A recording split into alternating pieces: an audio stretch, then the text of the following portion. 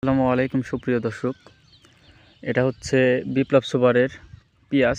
এই যে পেঁয়াজের জমি থেকে আমরা আলাদা যে কালিয়ালা পেঁয়াজগুলো আছে, অর্থাৎ হায়ালা পেঁয়াজগুলো, ওইগুলো আমরা আলাদা করে নিছি। ঠিক এইভাবে গাছ সহ উঠায় নিছি পেঁয়াজ সহ।